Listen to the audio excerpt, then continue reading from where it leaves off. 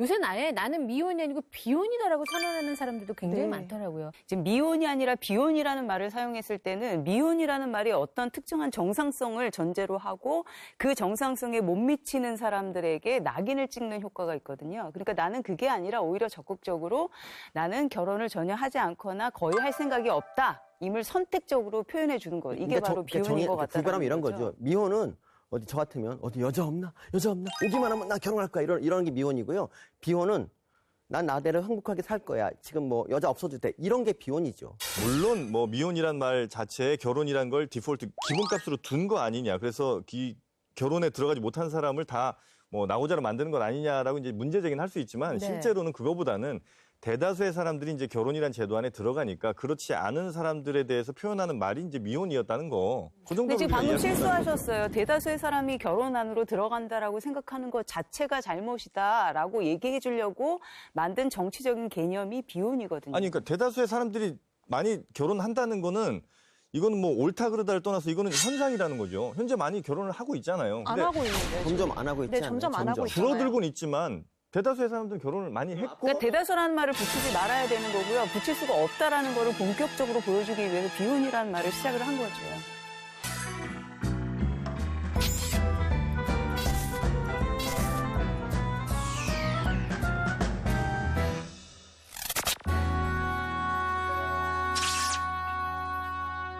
SNS 데이터를 이제 네. 저희가 분석을 했는데 비혼을 분석을 해오셨다고요. 그러니까 비혼과 관련해 사람들이 어떤 얘기를 많이 했는지를 좀 본 네네네네. 거죠. 지난 1년 동안에 약 20만 건 정도의 SNS를 좀 분석을 해서 비혼과 함께 가장 많이 등장한 단어들 그걸 이제 파악함으로써 사람들이 어떤 생각을 비혼에 대해서 하고 있는가를 좀 네네. 봤더니 여성에 대한 이야기가 절대 다수였어요. 그러니까 남성 이야기는 거의 없었고 그러니까 비혼을 택한 사람들 혹은 뭐 비혼에 대해서 얘기하는 사람들은 아마도 여성일 가능성이 굉장히 좀 높은 것 같고 왜 그럴까요? 저 지금 뭐 화면에 좀 나오고 있습니다만 뭐 여성자 크게 보이죠. 여성자 크게 보이죠. 그만큼 이제 많이 사람들이 얘기를 했다는 거거든요. 또 출산이라든지 뭐 이런 얘기도 나오고, 그다음에 이제 편견 뭐 이런 얘기도 이제 조금 작은 글씨로 나오긴 합니다. 비혼에 대해서 사람들이 어떤 감정을 가지고 있는가 이것도 이제 좀 분석을 해봤는데 네. 이게 파란색이 좀 더 긍정적인 표현들, 붉은색이 좀 부정적인 표현들이거든요. 붉은색이 좀 많지 않나요? 훨씬 많죠. 네. 예, 그러니까 사람들이 이 비혼에 대해서 얘기를 하면서도 그 비혼의 그 우울함이라든지 뭐 이런 거에 대해서도 뭐 실제 내가 비혼을 선택했든 안 했든 간에 그 비혼을 바라보는 시선이 썩 긍정적인 것만은 아니다라는 걸 좀 알 수는 있는 거죠. 왜 결혼을 하지 않는지 솔직하고 현실적인 이야기들 한번 들어봤어요. 한번 보시죠.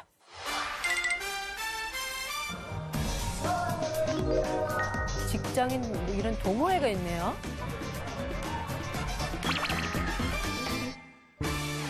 아무래도 경제적인 부분이 가장 크지 않을까 싶어요.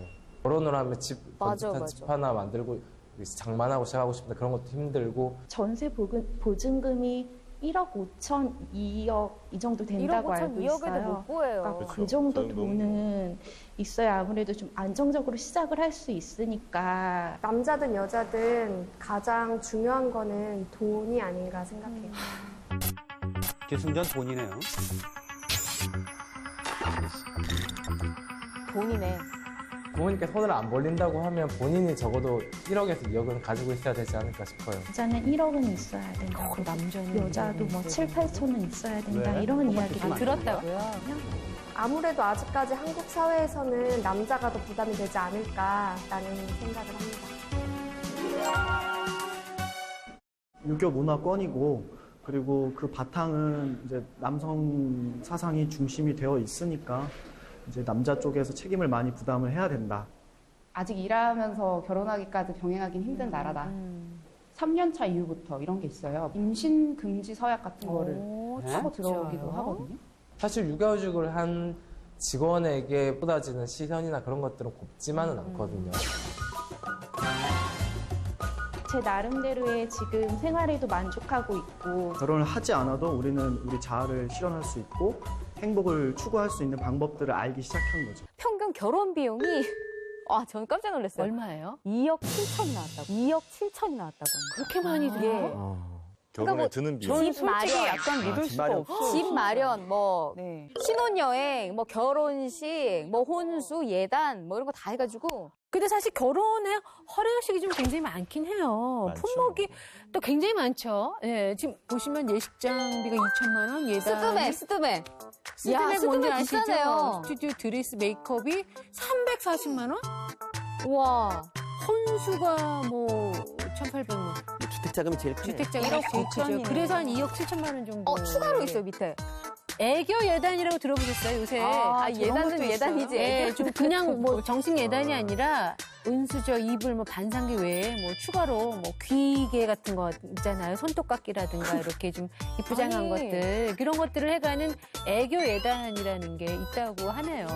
또 그거 갖고 또 싸우죠. 결혼식에 들어가는 비용이 굉장히 좀 많은데 그 상술에 많이들 좀 놀아나는 것 같긴 해요. 일생에 한 번 있는 이라는 네. 이 묘한 그 문구 때문에 많이들 그냥 하는 그래서 건데. 네. 아이, 그래 이게 화가 여기까지 나왔는데도 그래 일생에 한 번인데 좋은 게 좋은 거라고 웃으면서 그래야 애를 잘 살 것 같고 두 번째 하면 웃으면 안 나와. 그리고 왜 이렇게 허례허식과 같은 선물을 주고받느냐. 사실은 되게 귀찮은 일이거든요. 그렇게 귀찮게 주고받는 관계 속에서 호혜적 관계라는 게 생기거든요. 사실 결혼의 핵심은 그거잖아요. 내 딸, 내 아들 잘 봐줘. 연대 관계를 맺게 되는 거거든요. 그리고 그거를 선물로 표현하는 거죠. 사랑해서 결혼하지만 결혼식을 준비하는 것보다가 현실이에요. 사실은 결혼은 그래서 둘이 하는 게 아니고 부모가 한다고 그러잖아요. 남녀 차별을 지적하시는 분들이 좀 있으시더라고요. 네, 아까 봤던 그 결혼 비용 통계 2억 6천 중에서 남자가 1억 7천. 그러면 한 65%. 반 이상. 여자가 그 중에 9천 정도? 음. 요렇게 부담을 하는 경우가 있대요. 그러니까 65%대 35%인 거예요. 그러니까 남자가 대부분 집장만 하고 여자들이 혼수 장만을 하니까 아마 이런 통계가 나오지 않나 싶은데 1억 모으려면 얼마나 모아야 못 돼요? 모아요, 혼자. 1억은 100만 원을 예를 들어서 모은다고 치면 1년 해봐 요즘 뭐 이자도 없으니까 1,200이에요. 1200 이면. 거의 뭐 10년. 9년 뭐 정도는 모아야 1억이 된다는 건데 1년 한 달에 100만 원 모으기 쉽지 않잖아요. 한 달에 100만 원짜리 적금 드는 사람들은 웬만한 고액 그 그렇죠. 연봉 아니면 연봉, 쉽지가 않죠. 그러니까요. 예. 뭐 삼불남이라고 그래서 네. 그 30대 불안한 남성 뭐 이런 얘기도 있어요. 그러니까 이태백과 사오정 사이. 그러니까 20대 태반은 뭐 백수고 또 40대 뭐 이제 바로 또 정년이 되잖아요. 네. 그러니까 20대와 40대 사이에 30대는 이제 너무나 불안하다는 거죠. 아, 그래서 삼불남. 삼불남이라는 얘기도 그러면 있습니다. 소득이 100만 원이거나 100만 원이 좀 안 되는 분들은 아예 결혼을 생각 못 하겠네요. 아, 그러니까 소득에 따라서 결혼이 가능하냐 못하냐 요걸 좀 따져보면요. 이게 이제 한국노동사회연구소에서 분석한 자료인데 월 소득 500만 원 이상인 경우는 89.5%가 결혼을 결혼했는데 했어요. 월 소득 100만 원 이하의 경우는 이 조사에서는 적어도 단 한 명도 결혼을 못했다는 거예요. 소득이 적어서 경제적인 문제 때문에 결혼 못 하는 분들이 결혼이 많고 어렵다라는 것까지는 이제 설득을 네. 할 수 있을 여자는 것 그럼 같아요. 어떤 문제 때문에 더 결혼해요? 아, 여자는 학력이죠. 학력이요? 네. 아이러니하게도 학력이 높을수록 결혼하기가 어려운데요. 고학력 여성 4명 중 1명 걸로 결혼을 하지 않은 것으로 나타난답니다. 그게 바로 저 같은 경우도 예가 아니라고 생각하는데요. 네. 근데 고학력이 문제가 되나요? 이런 얘기가 있어요. 약간 우스갯소리로 ABCD론이 있는데 맞아요. 남자 A급은 여자 B급을 찾아서 결혼을 하고 그러면 남자 B급은 여자 C급 뭐 이러다 보면은 이거 여자 진실이에요, 남자 제가 C급이면 여자 D급과 결혼하는 거예요. 그러면 A급하고 그러면 A급과 남자 D급이 남는 거예요. 저는 똑같이 고학력 박사인데 미모도 미모. 굉장히 중요한 맞아요. 역할을 했다고 변수가 있죠. 선생님이 못생겼다는 얘기 절대 안 해요. 선생님이 못생겼다는 얘기 절대 안 해요. 절대 아니야. 저는 못생긴 건 아닌데 좀 무섭다고 하더라고요. 여기서 중요한 건 남자들은 소득이 없으면 낮으면 결혼하기 힘들대 결혼 못 한다는 네, 거고 그거는 좀 여성은 설득력이 있는 것 같아요. 학력이 높으면 결혼을 잘 안 한다는 거예요. 부모님 이게 10상 중에 9상이 자녀의 그 결혼 자금 뭐 여러 가지 있겠죠. 결혼 자금 때문에 예금이나 적금 통장을 깨셨다고 해요. 10%는 빚을 졌다. 뭐 이런 얘기도 있고.